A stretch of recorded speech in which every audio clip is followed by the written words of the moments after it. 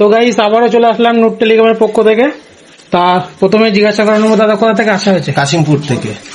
তা দাদা কাশিমপুর থেকে এসছে নূর টেলিকমে, ভিডিও দেখে এসছো? তা হ্যাঁ অবশ্যই ভিডিও দেখে এসছি। তা দাদা ভিডিও দেখে এসছে নূর টেলিকমে। তা দাদা একটা ফোন নিয়ে এসেছিল, OnePlus এর একটা ফোন, যেটা ডিসপ্লে ড্যামেজ ছিল।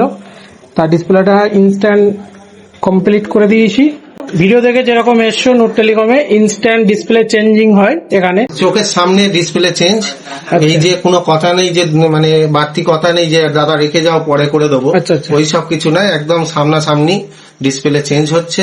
খুব সুন্দর হাতের কাজ, খুব ভালো লাগলো। আধা ঘন্টার মধ্যে আমার হাতে কাজ।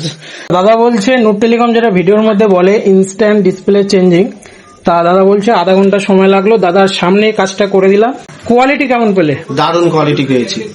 মানে কাশিমপুর থেকে নূর টেলিকমে মিনিমাম কত কিলোমিটার হবে? 20 কিলোমিটার হবে না, আপনার ওরকম 12 কিলোমিটার মতো আচ্ছা, হবে। 12 কিলোমিটার দূর থেকে নূর টেলিকমে আসলো এবং কোয়ালিটি যেটা ভিডিওর মধ্যে বলা হয় সেটাই দিয়েছি এবং মার্কেটের থেকে চ্যালেঞ্জিং প্রাইজে কাজ করে দিয়েছি না দাদা?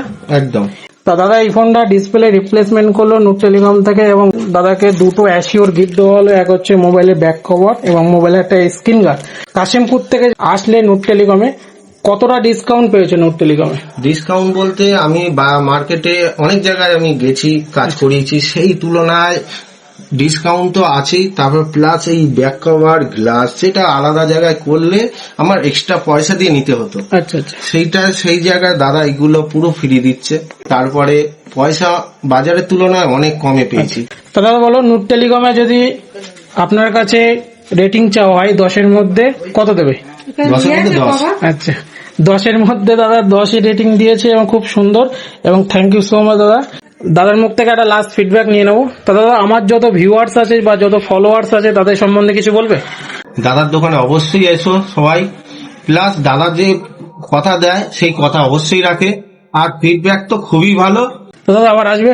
অবশ্যই।